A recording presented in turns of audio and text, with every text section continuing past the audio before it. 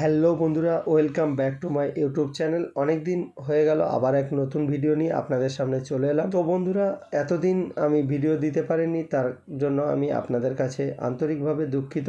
কিছু সমস্যার কারণে আমি ভিডিও দিতে পারিনি। তো বন্ধুরা, আজকের ভিডিওর টপিক হলো ব্যাংক সিএসপি আপনি নেবেন না নেবেন না। ব্যাংক সিএসপি আমারও ছিল, এই কারণে আমার একদম এর প্রতি ইন্টারেস্ট নেই। ভিডিওটা বানানোর একটাই উদ্দেশ্য, আমার কিছু সাবস্ক্রাইবার আমাকে 1.5 থেকে 2 মাস ধরে হোয়াটসঅ্যাপ করছেন, ওনাদেরকে আমার মতামত শেয়ার করলাম।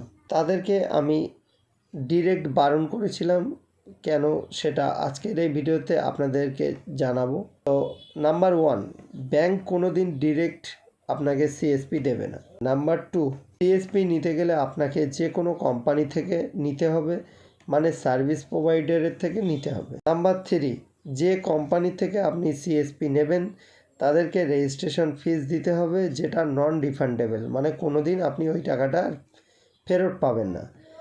নাম্বার 4, সিএসপি নিতে গেলে আপনার একটি শাটারযুক্ত দোকান থাকতে হবে, নিজের হোক বা রেন্টে হোক। তারপর ডকুমেন্টের কথা আর আপনাদেরকে বললাম না, কারণ এটা সবারই থাকে।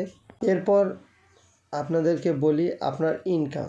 এখানে আপনি মার্কেটে যে এইপিএস কোম্পানিগুলো আছে তাদের তুলনায় এদের অনেক বেশি কমিশন। এখান থেকে আপনি অ্যাকাউন্ট খুলতে পারবেন, অ্যাকাউন্টে টাকা তোলা, জমা, মানি ট্রান্সফার করতে পারবেন। এছাড়া আরও অনেক সুবিধা আছে। সব কিছু বলতে গেলে ভিডিওটা অনেক লম্বা হয়ে যাবে, এই কারণে সংক্ষেপে বললাম।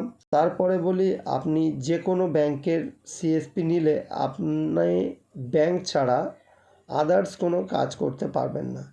তারপর আপনি অফিস বা দোকান বলেন কোনো দিন বন্ধ রাখতে পারবেন না। যদি বন্ধ রাখার দরকার হয়, তার জন্য যে কোম্পানির থেকে সিএসপি নিয়েছেন ও ব্যাংক দুজনের থেকেই পারমিশন নিতে হবে।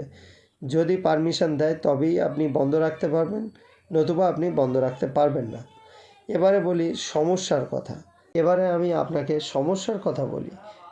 আমাদের এই সিএসপিতে কারা আসে? নিশ্চয়ই যারা দিনমজুর, গরিব দুস্থ মানুষ তারা আসে। তো এরা অ্যাকাউন্ট খুলতে আসলে কি সমস্যাটা হতে পারে? তো এরা আসবে যখন, তো আপনি যখন দেখবেন যে সিএসপি আপনি পেয়ে গেছেন, তো সিএসপি পাওয়ার পরে আপনি যখন অ্যাকাউন্ট ওপেন করবেন, আপনাকে কোম্পানি থেকে প্রেশার ক্রিয়েট করবে। কীরকম? একটা যে কোনো ইন্স্যুরেন্স কোনো কাস্টমারকে করিয়ে দেওয়ার জন্য। আপনি করবেন না 1 মাস 2 মাস, তারপরে আপনি দেখবেন আপনার সিএসপি আইডি বন্ধ করে দিয়েছে, মানে সিএসপি কোড বন্ধ করে দিয়েছে কোম্পানি থেকে। যদি আপনি কোনো কাস্টমারকে বুঝিয়ে সুঝিয়ে আপনি যদি তাকে ইন্স্যুরেন্স করাতে পারেন, তাহলে তো কোনো ব্যাপার না। এরপরে আপনাদেরকে বলে রাখি, যারা সিএসপি নেবেন বলে ভীষণ আগ্রহী হয়ে আছেন, তারা আগে জেনে রাখুন ইনকামের বিষয়, তারপরে সিএসপি নেবেন। তো সবার প্রথমে আপনাদের বলে রাখি, ব্যাংক আপনাকে কোনো স্যালারি দেবে না, কোম্পানি আপনাকে কোনো স্যালারি দেবে না।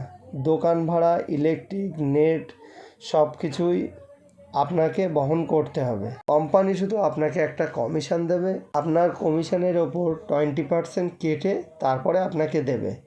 এরপর আপনি ভাবুন সিএসপি নেবেন না নেবেন না। তো আজকের ভিডিওটা এখানেই শেষ করছি। ভিডিওটি অনেক লম্বা হয়ে গেছে। তো আপনাদের মতামত অবশ্যই কমেন্ট সেকশনে কমেন্ট করে জানাবেন ভিডিওটি কেমন লাগলো। ভিডিওটি যদি আপনার ভালো লেগে থাকে অবশ্যই একটি লাইক করবেন, আর চ্যানেলে যদি প্রথমবার ভিজিট করে থাকেন তাহলে চ্যানেলটিকে সাবস্ক্রাইব করে বেল আইকনটি অল করে রাখবেন পরবর্তী ভিডিও পাওয়ার জন্য। তো দেখা হচ্ছে পরবর্তী কোনো নতুন ভিডিও নিয়ে। ততক্ষণ ভালো থাকুন, সুস্থ থাকুন, সাবধানে থাকুন। ধন্যবাদ।